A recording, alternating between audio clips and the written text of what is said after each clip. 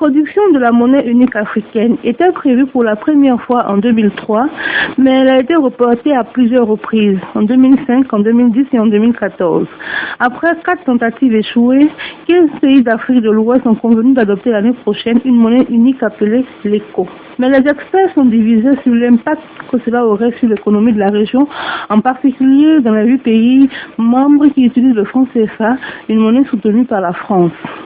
Pour les partisans de l'ECO, la monnaie unique facilitera le commerce, réduira les coûts de transaction et facilitera les paiements entre les 385 millions d'habitants de la CEDEAO. Les détracteurs, quant à eux, craignent que le Nigeria, la plus grande économie de la région, ne domine la politique monétaire et n'en retarde les retombées. Il est donc assez clair que le franc CFA divise l'opinion africaine et fait l'objet d'une critique de la part d'économistes et d'hommes politiques. Un sujet hautement économique avec de gros enjeux sur l'économie des pays pauvres très endettés comme le Burkina Faso. Nous tenterons dans cette émission, dans un langage assez simpliste, de vous donner quelques éclaircissements sur le sujet. Et pour en parler, je reçois pour vous Dr Arjumon Jean Sanou, qui est docteur en économie, responsable des questions macroéconomiques au niveau du CAPES, le Centre d'analyse des politiques économiques et sociales. Il est également cadre de la Banque centrale en détachement au CAPES. Bonjour Monsieur Sanou. Bonjour Madame. Je reçois également Saka Koulibaly, qui est juriste, connu en tout cas à cette émission, et analyste politique. Bonjour. Bonjour. Et merci à vous tous de votre participation à cette émission. Mesdames et messieurs, bonjour et bienvenue dans votre émission de débat. À vous de juger sur la RTB Radio, une émission diffusée sur l'ensemble des radios partenaires de la RTB. Première question, afin de permettre à tout le monde de comprendre d'être sur le même diapason, je voudrais, si vous le permettez, messieurs, de commencer par la définition assez simple de certaines notions, notamment la monnaie. Qu'est-ce que la monnaie, qu'est-ce que la devise, et qu'est-ce que la convertibilité? Docteur Sanou. Je vous remercie bien Madame. La monnaie, c'est un langage économique très simple. C'est l'ensemble des moyens de paiement qui sont mis à la disposition des agents économiques pour faciliter les transactions. La définition de la monnaie recouvre les différentes fonctions qu'elle a, notamment la réserve de valeur, intermédiaire des échanges, et puis la troisième fonction de la monnaie, c'est unité de compte, dans la mesure où c'est cette fonction d'unité de compte qui sert aux États pour l'élaboration des comptes économiques. Voilà, donc ça vraiment, ça c'est pour ce qui est de la monnaie. Maintenant, la devise, c'est naturellement une monnaie, mais c'est la capacité qu'a cette monnaie à se changer au niveau international. Va être acceptée en tant que moyen de paiement par des ressortissants de l'ensemble des pays. Voilà, le franc CFA étant arrimé à l'euro, oui. Voilà, de ce point de vue-là, le franc CFA peut être considéré comme une devise puisqu'elle est convertible. Donc une devise, c'est une monnaie qui est convertible. Voilà, en termes simples. D'accord. Et qu'est-ce qu'on appelle convertibilité? La convertibilité, c'est le fait de pouvoir échanger une monnaie avec une autre.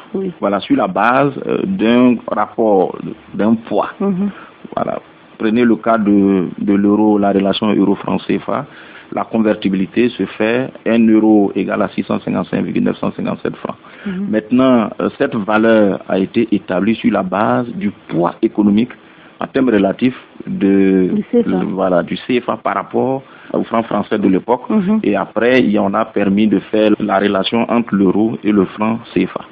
Voilà, puisque lorsqu'il y a eu l'avènement de l'euro, la relation qui pourrait exister entre le franc français et l'euro, on savait déjà la relation entre le franc français et le franc CFA. Donc, par triangulation, on arrive à établir la relation entre le franc CFA et l'euro. Voilà, donc la convertibilité, c'est ça. Mais le franc CFA est aussi convertible en dollars, non? Pas directement, justement. Voilà, pas directement. C'est à travers la convertibilité euro-franc CFA qu'on arrive à faire la convertibilité franc CFA dollar, puisque notre monnaie n'est pas cotée. Les grandes monnaies qui sont cotées en bourse, voilà, les grandes monnaies qui sont cotées en bourse, ils ont des rapports de prix qui existent entre elles. Voilà, on connaît la relation entre l'euro et le dollar quotidiennement sur le marché d'échange. Donc à partir de cet instant-là, comme la parité est fixe entre l'euro et le franc CFA, on arrive à établir la parité entre le dollar et le franc CFA. Donc c'est une relation indirecte. Voilà, donc la parité s'établit à travers la parité avec l'euro. D'accord. Bien, ça c'est déjà assez clair pour moi en tout cas, donc j'imagine que c'est clair pour certaines personnes aussi. Je vous invite maintenant à parler un peu du franc CFA. Le franc CFA, c'est quoi en réalité? Quelle est son origine et le franc CFA existe depuis quand? Le franc CFA, c'est la monnaie que partagent les 8 pays de l'Union économique et monétaire ouest-africaine. Voilà, il y a aussi le franc CFA en Afrique centrale. Voilà, il y a le franc CFA, puisque c'est 15 États voilà, qui ont en partage le franc CFA. On va beaucoup plus parler du franc CFA espace UEMOA. Voilà. Sinon, effectivement, il y a 3 groupes de pays. Il y a les pays de l'UEMOA, le pays de la CEMAC et puis il y a Comores. Voilà, qui partagent le franc CFA. Donc c'est cette monnaie-là qui est utilisée dans cet espace-là, dans un grand ensemble qu'on appelle la zone franc, auquel on ajoute la France qui fait partie de la zone franc, au regard des accords de coopération monétaire qui ont été signés. Voilà, donc c'est une monnaie. Voilà. Depuis quand elle existe, assez longtemps et avant les indépendances, depuis 1945, si mes souvenirs sont bons, que la monnaie existe. Voilà, donc en 2020, ça fera 75 ans que cette monnaie existe. Voilà. Ce que je voulais savoir aussi son origine, pourquoi on a créé le CFA? Ok, très bien. Pourquoi on a créé le CFA? C'est le colonisateur français, pour faciliter les échanges. Les échanges. On était des États qui étaient assez fragiles, qui n'avaient pas d'économie assez bien structurée. Voilà, donc tout reposait d'une certaine manière, si vous voulez, sur le colonisateur. Et donc pour faciliter les échanges, pour faciliter les investissements, pour faciliter les mouvements des personnes et des biens, il a jugé, il est apparu nécessaire de mettre en place une monnaie. Et comme c'est le même colonisateur qui régnait sur l'ensemble de ces pays, il a pensé que c'était beaucoup plus simple pour lui de mettre une monnaie qui allait être une monnaie qui allait circuler dans l'ensemble de ces États-là. Voilà. Donc c'est ce que je peux dire sur l'origine de cette monnaie. Monsieur Koulibaly, maintenant je vais vous donner la parole au regard de ce qu'a dit Dr Samine depuis le début de cette émission-là. Quelle est la lecture que vous faites entre le lien entre le CFA et la France par rapport au franc CFA d'abord? Oui, je crois que comme il vient de l'expliquer, le franc CFA est un élément de la relation entre l'Afrique francophone et l'ancienne colonie, la France, qui permet de structurer les rapports économiques, les échanges commerciaux, etc., etc. Mais il est apparu aussi au fil du temps que c'est une monnaie qui avait une connotation politique, étant donné que certains aspects de la gestion de cette monnaie, pour certains, posent des problèmes du fait donc de la question d'une partie des réserves qui est détenue en France, et puis aussi de l'aptitude des dirigeants africains ou des pays africains à déterminer le poids à temps réel donc de sa monnaie, etc., etc. Donc il y a la dimension de la valeur économique et commerciale du franc CFA, et puis toute cette dimension qui en réalité va au-delà de la question monétaire. C'est tous les rapports entre l'Afrique et la France qui est jugé à travers le franc CFA. Donc ceux qui aujourd'hui sont remontés contre le franc CFA, pour la plupart, n'ont pas les capacités même de maîtriser tous les contours de la dimension monétaire pure. Donc il y a le rapport avec l'ancienne colonie et le rapport, ce qu'on appelle les rapports néocoloniaux, qui viennent également déteindre sur l'appréciation que les uns et les autres ont du franc CFA. Si bien qu'aujourd'hui, largement en Afrique, c'est une monnaie qui a mauvaise presse et qui est en train de structurer un type de relation entre les Africains et la France. Donc à travers notamment cette monnaie, il y a des spécialistes, des ONG activistes spécialisés sur la question, que Miseba qui en fait vraiment un cheval de bataille, etc., etc. Et la jeunesse africaine de plus en plus considère le franc CFA comme un instrument de domination coloniale et néocoloniale de la France sur l'Afrique. Donc il faut considérer la dimension technique monétaire dont il parle si bien, mais tout l'ensemble également des rapports entre la France et l'Afrique aussi se structure autour donc, de la question de la monnaie. D'accord, mais justement, on vous en parlait tantôt, hein. Est-ce que le franc CFA maintient un pays dans la pauvreté? Est-ce que le franc CFA est une sorte d'oppression ou de pression que la France a sur les pays africains? Merci pour cette question-là. Personnellement, moi j'ai quelques connaissances sur les questions monétaires qui me permettent d'être beaucoup moins extrême sur le positionnement. Et je sais que c'est vrai que la monnaie est un élément de politique économique. Oui. Lorsque vous avez la détermination de votre monnaie, ça vous sert également à réguler votre économie et surtout à produire des valeurs. Parfois, des simples déficits peuvent être résolus par des jeux de monnaie. Je ne sais pas très bien comment ça se passe, mais je sais que la monnaie permet de contrôler son économie et de générer également des actifs. Donc le fait qu'il n'y ait pas cette liberté, entre griffes même, de déterminer, peut-être aussi lié à la non-fluctuabilité de cette monnaie, qui est liée à l'euro, qui est une monnaie fixe aussi, qui a un taux d'échange fixe. Donc c'est tout ça qui joue. Et ça met la relation avec cette volonté d'échanger de monnaie, c'est la capacité des pays africains à avoir des économies fortes qui posent, à mon avis, beaucoup plus de problèmes. Oui. En termes de structure économique, en termes de volume des échanges, etc., etc. De quoi échanger? Parce que la plupart des gens reprochent aux pays africains de ne pas avoir grand-chose à échanger. Bien sûr, on n'a que des ressources naturelles primaires. Oui. Qu'on vend directement et on gagne de l'argent. Voilà. Nous ne transformons pas nos... L'or, par exemple, on ne transforme pas. L'or même peut être considéré comme déjà un produit fini. Mais il y a des productions que nous faisons ici, le karité, le sésame, le coton, qui auraient pu être transformés ici et produits donc des articles consommables, mais qu'on ne fait même pas. Donc c'est à ce niveau, à mon avis, que le plus gros déficit des pays africains se situe et sur lequel devait porter l'intérêt des chefs d'État quand ils parlent même de changer de la monnaie, sans qu'on ne rentre même dans le processus du changement de monnaie. Ok. Docteur Sanou, dites-nous, est-ce que le franc CFA maintient un pays dans la pauvreté, comme je demandais à M. Koulibaly tout à l'heure?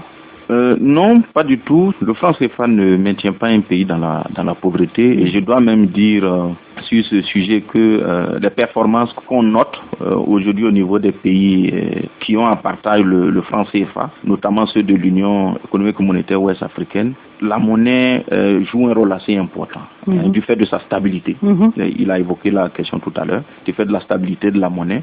Et cela permet vraiment à nos États de pouvoir mettre en œuvre un certain nombre de politiques et de réformes à même de créer un peu de richesse. Voilà. Maintenant, le grand défi, il a évoqué la question tantôt, le grand défi, c'est la capacité de nos États à mettre en place des structures économiques productives qui permettent de soutenir cette monnaie-là. Voilà. Souvenez-vous, avant 1994, année de la dévaluation, l'état dans lequel étaient nos économies. Voilà. Et c'est ce qui a justement amené la question de savoir entre la monnaie et l'économie qui soutient qui. Voilà. On a une union monétaire, on a des problèmes, on a des politiques économiques qui sont divergentes, qui vont dans tous les sens. Donc on a vu la nécessité de réaliser une union économique pour réaliser dans notre espace-là ce qu'on appelle un espace intégré, qu'on ait une intégration économique véritable. Alors donc c'est ce qui a valu la mise en place d'un certain nombre de critères qu'on appelle critères de convergence pour s'assurer que les réformes, les politiques qu'ils ont mises en œuvre dans les différents pays vont dans le sens de soutenir la valeur de notre monnaie, la stabilité de notre monnaie. Voilà, donc le franc CFA n'est pas responsable, si je peux m'exprimer ainsi, de l'état de choses. Voilà, il y a des questions de gouvernance économique qui sont là, qui sont assez importantes. La question de la transformation structurelle des autres économies. Quand vous prenez les indicateurs macroéconomiques, vous allez vous rendre compte que la structure de notre produit intérieur brut n'évolue pas substantiellement. C'est-à-dire que le secteur secondaire qui est composé de la branche industrie reste toujours dans un état qui ne permet pas de transformer, voilà, au pays de décoller, donc de ça. transformer essentiellement les produits de notre agriculture. D'accord. Merci beaucoup, Dr Sanou. Vous l'avez dit tantôt, le franc CFA n'est pas responsable de la pauvreté des pays. Hein. Il faut voir surtout les questions de gouvernance, de structuration du PIB et tout. Mais pourquoi aujourd'hui, de plus en plus, on nous parle d'abandonner le franc CFA pour une autre monnaie, une monnaie unique? Je donne d'abord la parole à M. Koulibaly avant de venir à vous. Comme je l'ai dit déjà dans ma première intervention, la question du franc CFA s'est confondue à la question de tout le rapport entre la France et son ancien colonisateur. Donc il est aujourd'hui difficile, même pour ceux qui ont des arguments en faveur du franc CFA, ils viennent de l'expliquer. Il y a aussi les présidents Alassane Ouattara et Macky Sall qui essaient de nous expliquer qu'en réalité, ce n'est pas le franc CFA qui pose le problème. Donc, on ne peut même pas les écouter. Je veux parler du citoyen africain, de la jeunesse africaine, parce qu'on confond le franc CFA avec tout le rapport colonial et néocolonial qu'il y a eu entre les pays africains et puis la France. Donc, pour vous, cette nouvelle génération veut se débarrasser de tout ce qui est ancien, tout ce que les aînés ont fait par rapport au CFA. C'est la volonté de changer de paradigme qui structure essentiellement la remontée contre le franc CFA en réalité. Sans même que cette volonté ne soit elle-même assez claire à définir. C'est ça. Les gens veulent juste qu'on abandonne le franc CFA. Et quand nous avons discuté avec les tenants donc de cette posture, ceux qui sont représentants au Burkina ici, je leur ai dit, moi je ne suis pas contre le fait qu'on change de monnaie, mais je pense qu'il y a des préalables. Voici ma posture que j'avais développée à l'époque. Et dans ces préalables-là, je veux qu'on m'explique comment sera gérée la nouvelle monnaie, quelle sera l'harmonisation qu'on va faire dans l'ensemble de la zone économique qu'on veut définir, notamment la CEDEAO. Comme vous le savez, à l'intérieur de la CEDEAO, il y a 8 monnaies différentes qui coexistent. Comment on va harmoniser ces monnaies ensemble? Comment est-ce qu'on va assurer un taux d'échange extérieur à l'ensemble de la zone, etc., etc. Il y a des grandes questions à la fois techniques et politiques qui se posent que personne ne soulève. Et on dit juste comme ça qu'on change de monnaie. Donc je veux bien suivre ce courant. Mais je suis obligé d'émettre quelques réserves là-dessus. La preuve, c'est que quand on est rentré maintenant dans le processus, avec l'écho, dont on va parler certainement, on voit déjà ce type de questionnement que j'avais, qui sont en train de sortir. Donc je crois qu'il y a un travail notamment d'information qui a manqué sur le franc CFA. Mais aujourd'hui, il est trop tard, à mon avis, pour régler cette question. Parce que chaque fois qu'on va en parler, c'est comme si vous êtes dans notre pays. Voilà. Du coup, c'est difficile d'en parler raisonnablement. Monsieur Sanou, dites-nous, au-delà des arguments qu'a donné monsieur Koulibaly, pourquoi il faut abandonner le franc CFA? Je dois dire que moi je ne pense pas qu'il faille parler d'abandon dans le cadre du projet qui est en cours au niveau de la CEDEAO. Vous l'avez dit dans votre propos liminaire au début de l'émission. C'est une idée qui a germé au niveau de la CEDEAO depuis assez longtemps. Absolument. Voilà, depuis assez longtemps, vers le début des années 80. Depuis plus de 30 ans. Voilà, donc c'est une idée. Donc le problème s'est posé. Le problème s'est posé. La question d'avoir une monnaie dans le cadre d'un espace intégré où quand même les valeurs qu'on partage sont plus ou moins les mêmes. Voilà, donc c'est ce qui a amené les responsables des États à déjà poser le problème dès le départ. Alors donc c'est un processus qui a eu beaucoup de difficultés à évoluer pour des raisons qu'on n'évoquera pas ici. Mais ce qu'il faut noter, c'est que ces dernières années, on voit en tout cas un certain intérêt, un certain engouement des chefs d'État à aller vers une nouvelle monnaie. Voilà, une nouvelle monnaie au niveau sous-régional, au niveau de la CEDEAO. Voilà, donc il a évoqué, malheureusement, la coïncidence fait que on pense qu'on abandonne le CFA pour chaud. Bon, je ne parle pas comme ça. Voilà, sinon c'est vrai que de plus en plus, le débat est un peu pollué, de mon point de vue. Pollué, pourquoi? Voilà, pollué parce que c'est beaucoup plus des questions de relations entre un colon et une colonie. Voilà. On met de côté les questions techniques, voilà, et c'est les aspects politiques, voilà, donc de domination, c'est la colonisation qui continue, ainsi de suite, ainsi de suite. Les tenants de cette analyse peuvent avoir leur raison, mais je pense que vu la technicité du débat, il serait plus intéressant que si d'aventure on doit mettre en place une monnaie commune, quelles sont les politiques qui vont soutenir cette monnaie commune. Il y a des questions importantes. Et M. Koulibaly l'a évoqué, les questions de change, la gestion et l'utilisation qui sera faite des réserves de change. Parce que nous, on a une pratique au niveau de notre zone, on a un pool commun de devises, le compte d'opération, dans lequel chacun met en fonction de ce qu'il a, ce qu'il a pu obtenir. Mais quand il s'agit d'utiliser, il n'y a pas de limitation possible. Voilà, donc, est-ce que le principe de solidarité qui nous régit au niveau de notre espace UEMOA, est-ce qu'au niveau de l'espace CEDEAO, quand on va mettre en place la nouvelle monnaie, est-ce que ces mêmes principes-là vont toujours être d'actualité? Donc, il y a beaucoup de questions assez techniques. Purement techniques quand même. Voilà, Merci beaucoup, Dr Sanou. C'est un sujet véritablement technique. Aujourd'hui, 15 pays d'Afrique de l'Ouest sont convenus d'adopter la nouvelle monnaie l'année prochaine, en 2020. En tout cas, il faut noter que ce ne sera pas simple. Pour certains chefs d'État comme l'Ivoirien Alassane Ouattara, le CFA se porte bien. Il a même dit que le CFA va s'appeler l'éco, mais bref. C'est bien là la thématique du jour aujourd'hui. Qu'est-ce que l'éco? Que nous réserve cette nouvelle monnaie? Quelle sera sa force? Quelles seront ses faiblesses? Quel sera son impact aussi sur l'économie actuelle des 15 États? Quels sont les préalables à mettre en place avant sa circulation? Le changement comporte-t-il des risques? À quels risques sommes-nous exposés? Autant de préoccupations que nous tenterons d'analyser avec nos invités. Et puis aussi, il faut analyser les politiques à mettre en place pour soutenir la nouvelle monnaie qu'est l'éco. Il faut voir aussi la gestion et l'utilisation des réserves de change, comme en parlait tout à l'heure Dr Sanou. C'est de tout ça qu'on va parler au cours de cette émission. Dr Sanou, dites-nous, qu'est-ce que l'éco? Merci bien, madame. L'éco, c'est l'appellation de la nouvelle monnaie. Ça reprend en quoi? Voilà, la nouvelle monnaie au niveau de la CEDEAO. On attend ça en 2020. Il faut dire qu'il y avait plusieurs propositions. Il y avait plusieurs propositions et c'est l'appellation éco qui a été retenue.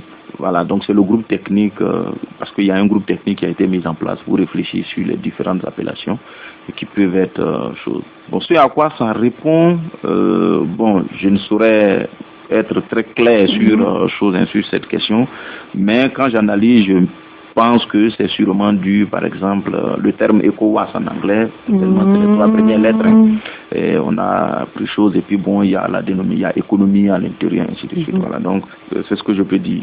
Voilà. Par rapport à l'éco.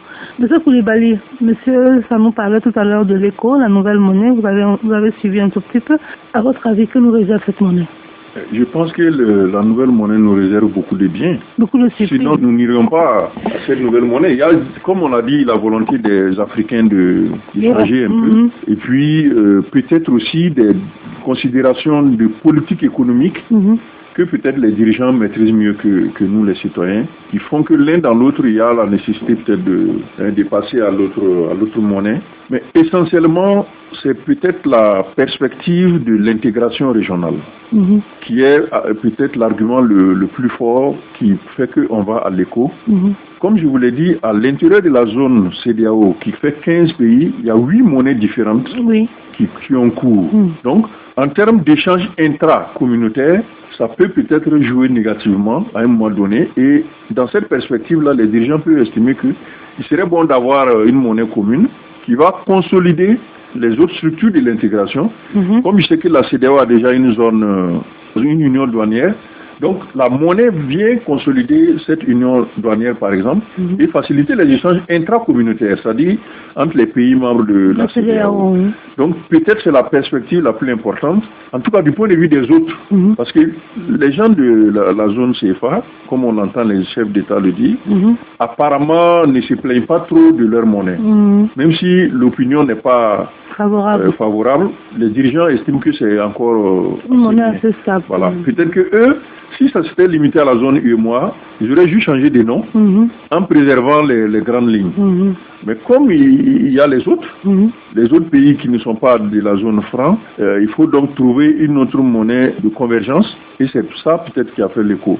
Soit dit en passant, il y avait aussi d'autres dénominations qui étaient proposées. Je crois qu'il y avait l'Afrique et le Kola. Kola. Kola, K-O-L-A, qui était aussi une proposition de nom pour la nouvelle monnaie. Afrique, certainement dans la perspective d'élargir au continent, africain, dans le cadre de l'Union africaine. Donc, si on avait adopté l'Afrique, le moment où on allait passer à la zone continentale, qui est aussi en train de venir, peut-être que ça aurait été une facilité. Mais finalement, l'écho a pris le dessus. Donc moi, je crois que si nous avons un processus de passage du franc CFA à l'écho qui est bien maîtrisé, la monnaie va nous apporter du bien. D'accord. C'est-à-dire que ce qui était une des insuffisances dans le franc CFA, il faut absolument les corriger en passant à l'écho. Autrement, ça n'a pas de sens. Même si les gens veulent changer, il faut aussi y introduire des modifications de fonds, des choses qui justifient vraiment ce changement-là. D'accord, merci beaucoup M. Koulibaly. Mais Dr Fanon, dites-nous, à votre avis, quels seront les avantages et les inconvénients de cette nouvelle monnaie? Je vais faire un retour un peu en arrière pour expliquer un peu quels peuvent être les avantages. Voilà, il a indiqué dans son intervention de tout à l'heure certains aspects. Si vous remarquez au niveau de l'espace, on a d'une certaine manière les mêmes habitudes. Voilà, et vous voyez que on parle beaucoup de CEDEAO des peuples, ce qui montre que les peuples entre eux, ils se fréquentent. Voilà, donc il y a un certain nombre de choses qui se font entre les différents peuples, ils échangent entre eux, en dehors de toute considération politique, de frontières, ainsi de suite. Voilà. Donc tous ces éléments-là font que déjà les peuples se parlent. Voilà, donc il faut créer les conditions pour que cette dynamique-là puisse vraiment se porter mieux et aller de mieux en mieux. Voilà. Donc les avantages qu'une monnaie, l'éco peut nous apporter sont multiples et sont importants. Il a parlé du fait que dans notre espace CEDEAO, on a 15 États mais 8 monnaies. On passe de 8 à une seule monnaie. Donc du coup, les échanges se fluidifient. Voilà. Il y a une baisse des coûts de transaction. Voilà, des coûts de transaction. Je prends l'exemple, si vous quittez désormais ici, après l'avènement de l'éco, si vous voulez aller au Ghana, vous n'êtes plus dans la difficulté de chercher à faire du change. C'est ça. Voilà, votre monnaie, vous circulez avec elle partout. Voilà, donc ça c'est un avantage que ça donne. Ça donne également la capacité des agents économiques à faire des anticipations. Si un investisseur au Burkina veut investir au Nigeria, il n'a pas à se poser la question de savoir à quel moment faut-il que je fasse ça, même si les questions de délai sont assez importantes. Mais ce que je veux dire, c'est que il est dans une zone, c'est la même monnaie, les prix ne varient pas, donc il peut décider d'investir dans 6 mois, alors que quand on a des monnaies qui sont différentes avec des taux de change, voilà, donc ça c'est des questions qui se posent. Ensuite, il y a une meilleure compétitivité prix qui peut arriver au niveau de la zone. Quand vous prenez par exemple un producteur qui est au Nigeria, qui produit un bien qu'il peut venir vendre dans un autre pays, alors que ce même bien est produit dans ce pays, s'il arrive à vendre moins cher ce même bien dans votre pays, ça veut dire que il y a des efforts que vous devez faire. Donc vous voyez que ça va donner une certaine émulation pour améliorer la productivité. Voilà, donc il y a les aspects compétitivité qui vont chose. Il y a également le fait que ça donne beaucoup plus de stabilité. Ça donne beaucoup plus de stabilité, plus de confiance. Voilà, 15 pays, une seule monnaie, c'est beaucoup plus. La monnaie est stable. Mais cette stabilité-là doit reposer sur un certain nombre de fondamentaux. Et c'est justement la raison pour laquelle on souhaite que, avant que cette monnaie soit mise en place, que les États qui sont concernés puissent converger. Vous voyez qu'on parle de critères de convergence. Pourquoi? Parce que quand il n'y a pas de convergence, dans la mise en œuvre, dans la définition des politiques économiques, la politique monétaire, ça peut créer des distorsions et certains États qui se comportent bien peuvent subir les contre-coups de cette politique monétaire qui vise à permettre aux autres d'améliorer un peu les niveaux de compétitivité. Quand vous dites convergence, c'est quoi? La convergence, c'est la croissance, c'est quoi? Non, la convergence, c'est pas la croissance. La convergence, c'est un ensemble de critères d'indicateurs macroéconomiques pour lesquels on fixe des cibles. On fixe des cibles en parité de pouvoir d'achat. Voilà, on fixe des cibles et on demande à chaque État de faire des efforts de faire des efforts pour atteindre ces cibles-là. Dès lors que les États atteignent ces cibles, on considère en ce moment-là que c'est comme si les pays, d'une certaine manière, ont les dénominateurs qui sont au même niveau. À partir de ce moment, si on prend une mesure de politique économique à l'échelle régionale, les effets vont se diffuser de la même manière au niveau de tous les pays membres. Il n'y aura pas de distorsion. C'est ça. Voilà, c'est ça qui est important. C'est ça qui est important. Et la difficulté, vous voyez, dans notre zone, on a cette habitude, sur certains indicateurs macroéconomiques, il n'y a pas de difficulté majeure. Voilà. Donc, au niveau de notre zone, on n'a pas cette difficulté. C'est pour ça que le président ivoirien l'a indiqué. Les pays de l'UEMOA sont d'une certaine manière prêts par rapport aux critères de convergence qui sont validés au niveau de la commission de la CEDEAO. Voilà, c'est ça. Donc il y a vraiment beaucoup d'avantages. Il y a beaucoup d'avantages. Et les inconvénients? Les inconvénients, comme toute chose, il y a forcément des inconvénients. L'inconvénient majeur que je vois lorsque l'éco va commencer à circuler dans nos États, ça va supposer qu'on a une politique monétaire qui est commune, puisqu'on a une zone monétaire, et même si on peut discuter sur son optimalité. Voilà, donc on a une politique monétaire qui sera commune. Si un pays, je prends l'exemple du Nigeria, si le Nigeria, par exemple, on a besoin, par exemple, de redéfinir les objectifs de la politique monétaire pour permettre au Nigeria, par exemple, de lutter, par exemple, contre l'inflation. Je prends l'exemple de l'inflation. Si la tendance de l'inflation au Nigeria dévie de sa trajectoire, il faut ramener ça vers la tendance. Si on prend une mesure de politique monétaire pour ramener le taux de l'inflation à sa valeur cible, alors que dans les autres pays, on n'a pas besoin d'une telle politique, vous voyez naturellement que ça va créer des difficultés au niveau de ces pays-là. Donc c'est principalement ça le risque. Voilà, le risque. Voilà, c'est principalement ça le risque.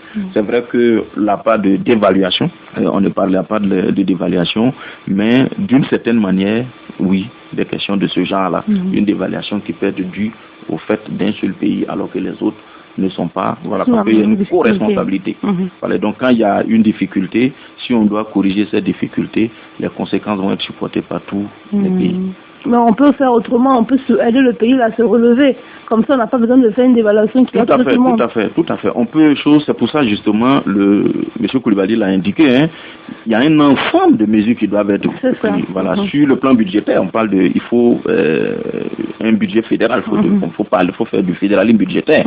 On a vu les exemples au niveau de l'Union européenne avec les difficultés qu'a eu la Grèce, tout et tout. Voilà, il faut le fédéralisme budgétaire pour accompagner. Plus d'autres mesures, et c'est ce fédéralisme qui va permettre de pouvoir régler un certain nombre de difficultés spécifiques à certains pays pour éviter que tous les pays de la zone ne chutent avec voilà, les contre-coups. Justement, parmi les 15 pays de la CEDEAO, le plus gros pays qui pèse dans cette balance-là, c'est le Nigeria. Monsieur Coulibaly, à votre avis, quel sera le poids du Nigeria dans cette monnaie? Parce que quand même, vous convenez avec moi que c'est une puissance économique quand même, qui pèse assez lourd. Donc, comment on va gérer le Nigeria dans l'éco? Parce qu'on a l'impression que le Nigeria peut prendre une grande place quand même. Oui, le Nigeria est la première économie africaine. Ah bon? En termes de taux de réserve, etc. C'est la première économie africaine devant l'Afrique du Sud. Je crois l'Égypte, etc. Oui, c'est la première. Voilà, c'est la première économie. Donc déjà, il ne faut pas se discuter sur le poids, etc. Le poids, il est évident. Le Nigeria. C'est certain qu'en faisant une intégration monétaire avec le Nigeria, il y a, comme on l'a dit, des avantages et des inconvénients. Les avantages, ce serait donc de pouvoir bénéficier du poids économique du Nigeria. Il y a une monnaie aujourd'hui un peu plus forte que le franc CFA déjà, qui profite beaucoup du franc CFA. Et ça, beaucoup ne le savent pas. Pourquoi? Dites-nous comment? Oui, ça dit que le Nigeria finance une partie de son économie avec le franc CFA. À cause de sa proximité avec le Bénin, par exemple, il y a des infusions d'actifs économiques qui passent par le Bénin et pour bénéficier de la stabilité et de la convertibilité du franc CFA. Donc ils peuvent faire beaucoup d'argent déjà, le simple fait de venir passer par le franc CFA. Donc ça c'est un aspect qui est important. Et qu'on peut valoriser dans le cadre de la nouvelle monnaie, qui va normaliser maintenant les rapports, permettre également aux autres de bénéficier du poids économique du Nigeria. Vous savez que le Nigeria fait partie, peut-être qu'ils sont un peu en perte de vitesse, mais des nouveaux pays industrialisés. Donc il y a un niveau assez appréciable d'industrialisation où ils ont des productions qui peuvent servir déjà aux autres pays africains qui, au lieu d'aller jusqu'en Chine, en Asie pour les chercher, pourraient les retrouver sur place. Donc il y a une économie d'échelle qui peut exister, d'avoir le Nigeria à l'intérieur de notre zone économique et monétaire. Le Nigeria sera également le moteur de l'ensemble. Sur le plan économique, les standards qu'on aura vont venir donc du Nigeria plutôt que d'être fixés par d'autres. Et peut-être les pays qui sont moins nantis vont bénéficier d'une assistance financière et économique de la part du Nigeria en cas donc de difficultés, etc.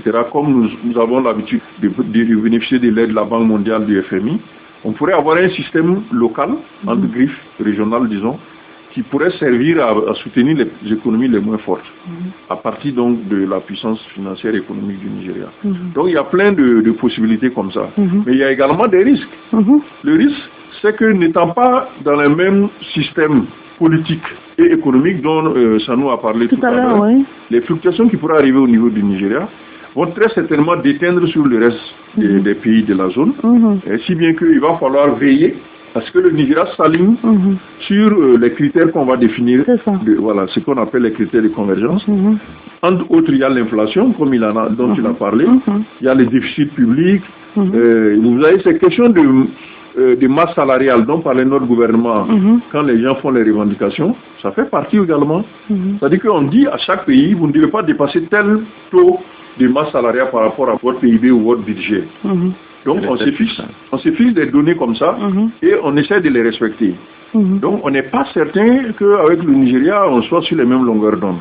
Donc ce sont ces inconnus qui restent à régler et qui, je crois, sont donc la matière à travailler, non seulement de l'institution d'intégration, mais aussi des chefs d'État, avant qu'on atteigne l'annonce de l'éco comme étant la monnaie de la zone. D'accord. Je voulais ajouter quelque chose que M.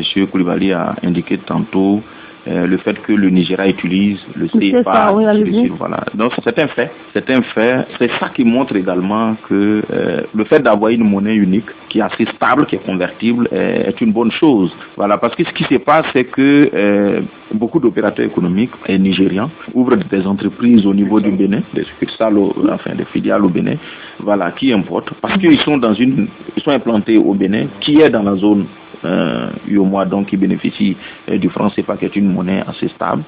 Donc ils n'ont pas de problème de taux d'échange. Donc ils importent facilement des biens, des produits qui arrivent au niveau du Bénin, et puis ils réexportent ces mêmes biens au niveau du Nigeria. Voilà ce qui a introduit dans le jargon des spécialistes le concept de réexportation. Voilà, de la réexportation. Voilà, donc ça c'est un fait. C'est un fait qui est vraiment établi. C'est assez fin quand même. Oui, voilà, mais c'est ça la relation. Quand vous avez des pays qui sont frontières, une zone, une monnaie qui est stable, parce que nous on est dans un système fixe, et ils sont dans un système qui fluctue.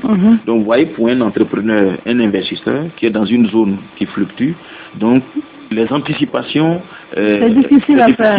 Voilà, donc il ne maîtrise pas les coûts de transaction. Voilà, parce que les choses évoluent. Et si quand il est dans un système où c'est fixe, vraiment il a beaucoup plus de confiance, il peut beaucoup mieux anticiper, voilà, il peut bien planifier ses investissements, ainsi de suite. Donc quand il compare, il préfère vraiment profiter de la stabilité du CFA au Bénin. Donc c'est ce qui montre effectivement que si on va dans cette monnaie régionale éco et que tous les fondamentaux au plan économique sont bien stabilisés, je pense que ça va nous apporter beaucoup. Et le Nigeria a un rôle important à jouer. Il a dit, c'est la première économie africaine en termes de PIB. La première économie, ils ont connu des difficultés, c'est vrai, il y a 2-3 ans, mais ils sont en train de reprendre. La croissance est en train de revenir. Également, ils ont un secteur industriel qui est en train de se densifier. Et vous voyez que quand le Nigeria dans l'espace CEDEAO, c'est environ 70%. 70% en termes de performance. Donc, il y a des externalités. Il y a des externalités positives sur lesquelles maintenant, la question qui se pose, c'est comment est-ce que, en tant que membre du même espace, on va profiter de manière mutuelle des externalités positives de la performance économique du Nigeria. Et nous on est habitués à une manière de fonctionner parce que nos réserves de change, parce que c'est des questions importantes, nos réserves de change sont utilisées par tous les pays sans restriction aucune. Est-ce qu'avec le Nigeria, avec les autres pays, est-ce que ces questions-là, comment est-ce qu'elles vont être réglées? La gestion des réserves de change. Voilà, donc c'est tout ça. Est-ce que le Nigeria va accepter en tant que plus gros contributeur que tous les pays, même ceux qui ne contribuent pas pratiquement, qui sur ce compte-là, sur ces devises-là, de la même manière? Voilà, donc ça c'est des questions de fond qu'il faut qu'on traite. Voilà, et ça c'est vraiment au niveau politique. Voilà, parce que dans la zone UEMOA, et c'est comme ça se passe. Voilà, le principe de la solidarité, c'est tout ça. Oui, mais justement, vous, en tant qu'expert de la question, d'un point de vue politique, comment on peut résoudre cette question? D'un point de vue politique, bon, il s'agit au niveau des hommes d'État et des chefs d'État, de mettre en avant les intérêts de leur peuple, de leur pays, et puis de s'accorder sur ce qui va permettre un fonctionnement beaucoup plus harmonieux. Voilà. Il n'y a pas de règles préétablies, c'est des échanges, parce que chaque pays a ses intérêts. Merci beaucoup, Dr Sanoun. Monsieur Siaka Koulibaly parlait tout à l'heure de préalable avant la mise en circulation de l'écho.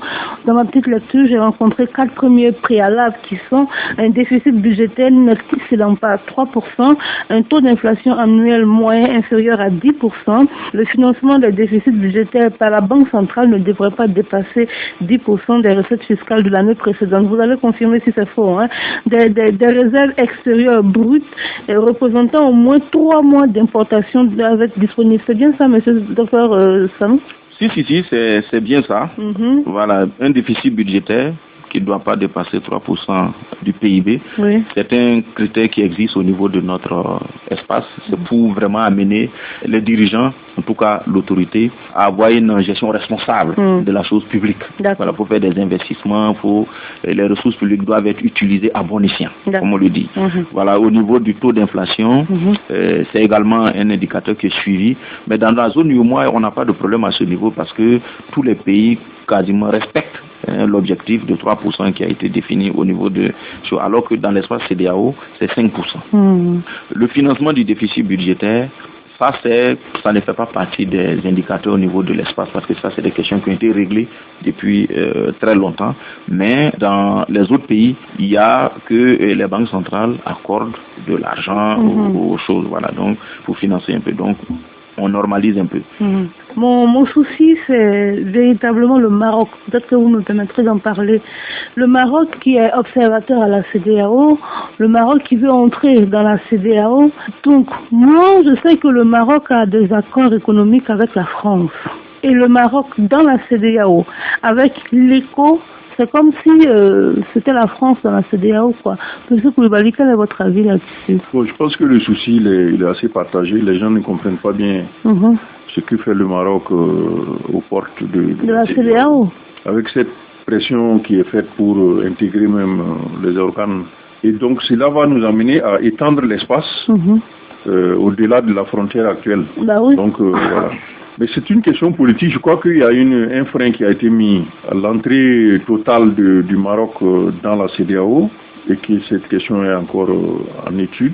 Mais si on prend l'aspect économique et monétaire, les choses se présenteront différemment parce que à ce niveau, c'est la réalité qui domine.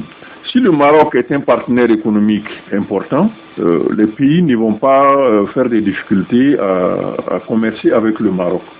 Et là, il s'agit donc de ceux qui dirigent les économies qui font la veille à ce niveau-là. Donc je ne pense pas qu'il y ait énormément de soucis spécifiquement par rapport à la CEDEAO et par rapport à la nouvelle monnaie qui va arriver. Parce que si nous avons un système intégré qui prenne les dispositions pour préserver l'union monétaire des perturbations extérieures, je ne pense pas que le Maroc seul puisse venir de façon, je dirais, frauduleuse et intervenir là-dedans. Mais le risque, il est général. Par rapport à une union que vous aurez créée, il faut en même temps que les pays de la zone mettent en place des dispositifs de protection vis-à-vis de tous les pays extérieurs. Ce n'est pas le Maroc même le moindre danger à la matière. Parce que si un autre pays plus puissant que le Maroc et vous voyez d'où je veux parler. Non, je ne vois pas bien. Je prends l'Union européenne. Ah, ok. L'Union européenne qui a aussi voulu, qui a déjà des accords de partenariat économique avec les pays de la zone, peut avoir des plans d'investissement. Lorsque nous aurons harmonisé la zone de façon monétaire et de façon économique, ça peut devenir important pour eux d'intégrer cette zone-là pour faire du commerce. Du commerce, oui. Voilà. La Chine également est un partenaire qui est là. Donc, ce n'est pas seulement le Maroc en tant que seul pays comme ça qui pose problème. C'est tous les pays extérieurs qu'il faut maintenant régler cette question de relation entre l'union qu'on va créer, la monnaie qu'on va créer et les autres entités économiques qui existent dans le... Mais ça, je crois que ça fait partie du processus politique de mise en place de la monnaie. On ne peut pas aller à une monnaie unifiée sur les 15 pays sans avoir réglé ces grandes questions-là, à mon avis. Donc je pense que c'est un préalable qui doit être débattu à leur niveau. Mais il y a des préoccupations importantes dans ces processus-là lui-même qui sont plus, je dirais plus graves que la question donc, du Maroc parce que vous avez vu avec les déclarations successives, l'accord qui a eu lieu le 29 juin à Abuja sur l'éco et après les déclarations du président ivoirien qui parle d'un calendrier différencié entre les 15 pays. C'est-à-dire qu'en 2020, c'est sûr que les pays de l'UEMOA vont aller, mais il ouvre la perspective que d'autres puissent après venir rejoindre. Donc c'est pas certain, c'est pas certain qu'en 2020 on ait tout le monde dans la machine. C'est ça. Ce qui amène certains de ses opposants, dont Mamadou Koulibaly par exemple, a dit que non, il n'y aura pas la monnaie unique à cause de ces calendriers différenciés. Il y a aussi la question de la gestion des réserves d'échange. Les pays de l'UEMOA pensent encore maintenir ce rôle de la France dans la gestion donc, de sa monnaie, même quand ce sera l'éco. C'est que le Nigeria n'entend pas de la même oreille, par exemple. Donc, il y a beaucoup de questions. Moi, mon souci par rapport au processus, c'est la transparence. Il faut qu'on nous fasse le point exactement à tout moment, que nous puissions également être en phase avec ce que les dirigeants sont en train de décider et qu'on puisse réagir éventuellement dans un sens ou dans l'autre. Mais actuellement, on n'a pas suffisamment d'informations. Même quand vous écoutez Alassane, c'est un économiste, un grand économiste, il peut parler sans que vous ne sachiez de quoi il parle. Donc ces risques-là existent et je crois qu'il est le plus important pour le lever par rapport aux autres. Mais c'est ça, nous. Sur la question du Maroc, est-ce que vous avez les mêmes inquiétudes que moi? Bon, sur la question, je n'ai pas trop de grandes inquiétudes sur certains aspects parce que je considère que les États fonctionnent sur la base des intérêts qui tirent des relations mutuelles. Alors moi, je pense que ce qu'il faudrait, c'est dans un premier temps, consolider la CEDEAO avant de chercher à l'ouvrir. Parce que déjà au niveau des 15 États que nous constituons au niveau de l'espace, il y a un certain nombre de choses qu'on peut améliorer. On n'a pas renforcé un certain nombre d'aspects. On n'a pas encore atteint un espace totalement intégré. Et tant qu'on n'a pas atteint ce niveau en termes d'intégration, je pense que ce n'est pas très urgent de vouloir s'ouvrir. D'autant plus que nos pays qui constituent la CEDEAO sont des pays qui sont frontaliers. Alors qu'avec le Maroc, c'est vrai que le Mali, je pense que le Mali fait frontière, et le Niger un peu qui font frontière, mais ils sont un peu chauds. Est-ce que les habitudes sont les mêmes? Ce n'est pas tout à fait évident. Donc ma préoccupation c'est ça, c'est celle-là, c'est que dans un premier temps, consolidons la CEDEAO.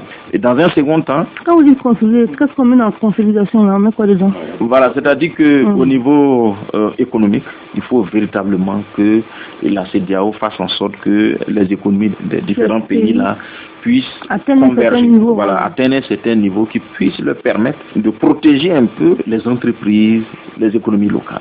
Parce que vous savez très bien que le Maroc a un niveau de développement économique un peu au-dessus de la plupart de nos pays.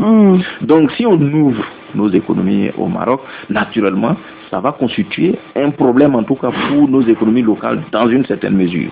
Donc je pense qu'il faut permettre à nos économies d'avoir les mêmes armes pour pouvoir lutter, pour pouvoir tenir face à l'économie du Maroc. Donc ça, c'est chaud.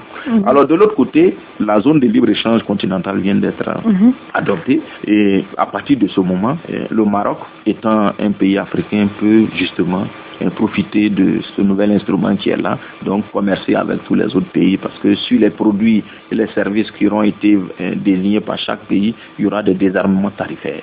Voilà. Mais cela ne se fait pas sans avoir à l'esprit la nécessité pour les États de protéger certaines parties de leur économie. Ça, c'est extrêmement important. C'est extrêmement important. Voilà, la question qu'il faut se poser, justement, pourquoi c'est maintenant l'intérêt du Maroc à adhérer à la chose. Ils ont l'Union Maghreb des pays du arabe, l'UMA, peuvent consolider ça, mais ils décident de venir chose. Et si vous avez suivi, vous voyez que la Tunisie aussi est candidate. Donc pourquoi? Donc si on accepte économique là. Voilà. Naturellement, c'est-à-dire que les États n'ont que des intérêts. Oui. S'ils estiment que leur économie est saturée et qu'il y a des possibilités, il y a des parts de marché qu'on peut venir prendre au niveau de l'espace CEDEAO, naturellement, ils vont s'engouffrer. Ils vont s'engouffrer et ils vont venir. Voilà. Donc je pense que c'est ça. Voilà. Et donc, fort heureusement, M. Koulibaly l'a indiqué, il y a eu une sorte de frein qui a été mis. Voilà, et selon les informations que nous avons, ça vient vraiment du Nigeria, hein, le secteur privé nigérian qui a fait beaucoup pression pour demander de temporiser. C'est extrêmement important. On ne peut pas construire des économies solides en ouvrant tous les secteurs. Il faut protéger. Voilà, c'est vrai qu'on est dans un cadre où on veut que tout soit ouvert, mais il y a des minima sur lesquels il ne faut pas transiger, il faut protéger. Sinon, nos économies vont disparaître. Rapidement, une dernière question avant de terminer. Mais je commence par vous, M. Koulibaly. Est-ce que la France est favorable à l'éco?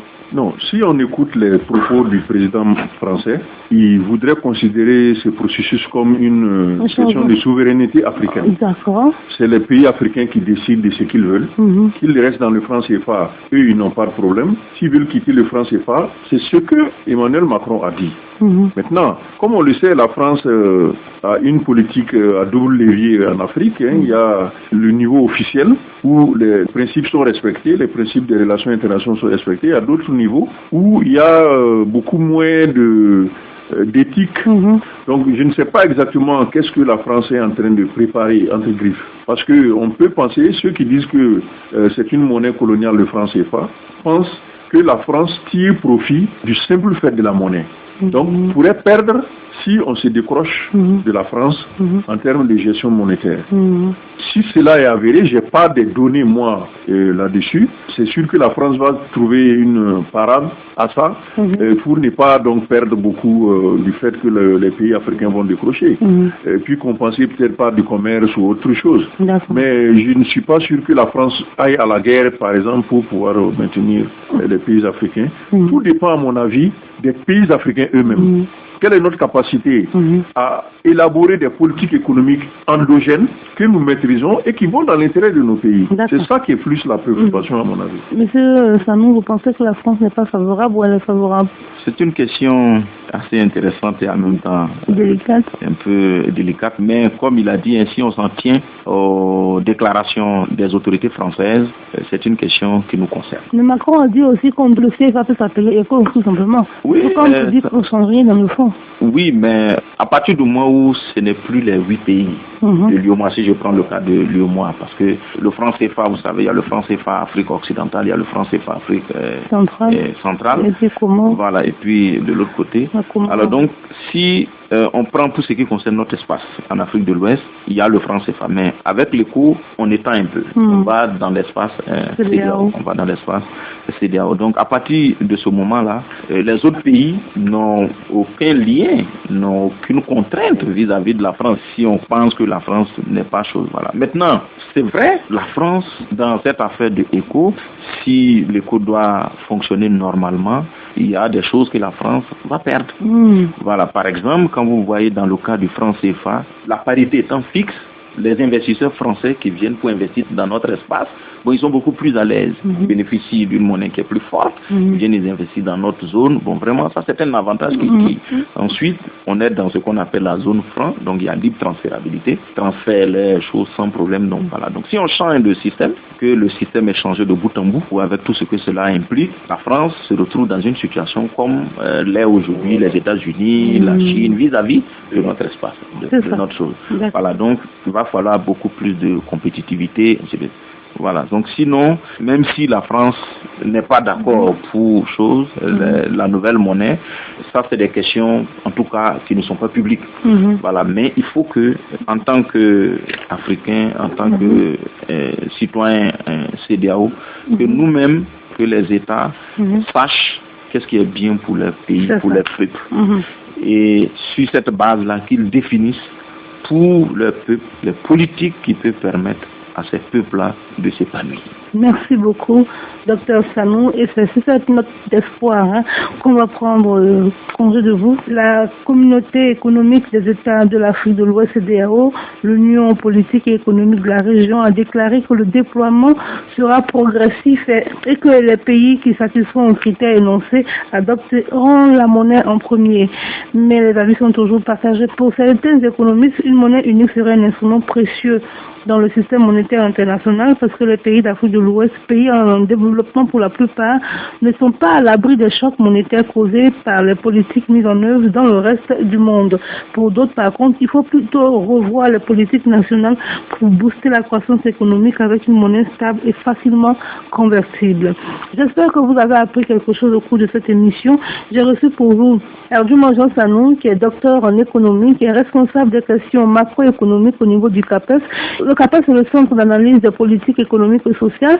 Il est cadre de la Banque centrale en détachement au CAPES. Donc, j'ai également reçu Seka Koulibaly, qui est juriste et analyste politique. J'ai essayé autant que faire se peut de vous faire comprendre ce sujet-là. C'était même difficile pour moi-même, j'avoue. Mais on a essayé en tout cas et j'espère que vous avez appris quelque chose.